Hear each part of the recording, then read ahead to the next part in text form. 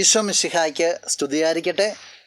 പ്രിയ സഹോദര സഹോദരി, നിനക്കൊരു നല്ല ദിവസം ഉണ്ടാകട്ടെ എന്ന് ഈശോയുടെ നാമത്തിൽ പ്രാർത്ഥിക്കുകയാണ്. ജീവൻ്റെ അപ്പത്തെക്കുറിച്ചുള്ള പഠനത്തിൽ ഈശോ ഇപ്രകാരമാണ് പറയുക. വിശുദ്ധ യോഹന്നാൻ അറിയിച്ച സുവിശേഷം 6-ാം അധ്യായം 33-ാം തിരുവചനം. എന്തെന്നാൽ ദൈവത്തിൻ്റെ അപ്പം സ്വർഗത്തിൽ നിന്ന് ഇറങ്ങി വന്ന് ലോകത്തിന് ജീവൻ നൽകുന്നതത്രേ. ഈശോ ആകുന്ന അപ്പം സ്വർഗത്തിൽ നിന്ന് ഇറങ്ങി വന്നിട്ട് നമുക്ക് ജീവൻ നൽകുന്നതാണ്. ഈശോ എന്തിന് അപ്പമായി തീർന്നു എന്ന് വെച്ചാൽ, പ്രിയ സഹോദര സഹോദരി, നിനക്ക് ജീവൻ നൽകാൻ വേണ്ടിയാണ്.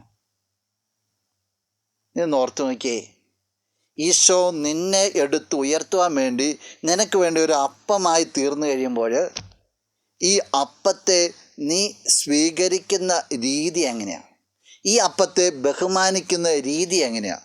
ഈ അപ്പത്തെ ജീവൻ്റെ ഭാഗമായിട്ട് നീ മാറ്റിമറിക്കുന്നത് എങ്ങനെയാണ്? ഈശോ ജീവനുള്ള അപ്പമായിട്ട് വരുമ്പോൾ അത് നിന്നിൽ പ്രവർത്തിക്കണമെങ്കിൽ നീ സന്തോഷത്തോടു കൂടി, നീ ആഗ്രഹത്തോടു കൂടി, നീ ഒരുക്കത്തോടു കൂടി, നീ ഹൃദയം നിറഞ്ഞ് ഈ ഈശോയെ നിൻ്റെ ജീവിതത്തിലേക്ക് സ്വീകരിക്കണം. അവിടെ നിനക്ക് ജീവൻ കിട്ടുകയുള്ളൂ. ഈശോയെ സ്വീകരിച്ച വ്യക്തി യൂദാസ്, ആദ്യമായിട്ട് സ്വീകരിച്ച വ്യക്തി, പക്ഷെ ഒരു ഫലം ഉണ്ടായില്ല.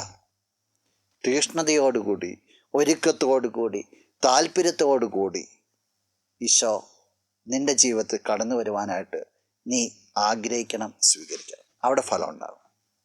അതനുഭവിക്കാൻ നിനക്ക് സാധിക്കട്ടെ. നമുക്ക് പ്രാർത്ഥിക്കാം. കണ്ണുകളടച്ചൊന്ന് കരങ്ങൾക്ക് ഒപ്പം. നല്ലവനായ കർത്താവേ, നിന്നെ അങ്ങ് സ്തുതിക്കുന്നു, ആരാധിക്കുന്നു, മഹത്വപ്പെടുത്തുന്നു. ജീവൻ്റെ അപ്പമായി നിന്നെ യോഗ്യതയോടുകൂടി ഉൾക്കൊള്ളുവാനായിട്ട്, എപ്പോഴും ആത്മാർത്ഥതയോടുകൂടി നിന്നെ ക്ഷണിക്കുവാനായിട്ട്, സ്വീകരിക്കുവാനായിട്ട് ഈ വ്യക്തിയെ നീ അനുഗ്രഹിക്കണമേ. ഈ അപ്പത്തിൻ്റെ ഫലം അനുഭവിക്കുവാനായിട്ട്, നിന്നെ അനുഭവിക്കാനായിട്ട് ഈ വ്യക്തിക്ക് എന്നും ഇടവരട്ടെ. നിൻ്റെ നാമത്തിൽ ഈ ദിവസം അനുഗ്രഹിക്കപ്പെടട്ടെ, ഇപ്പോഴും എപ്പോഴും എന്നേക്കും. ആമേൻ.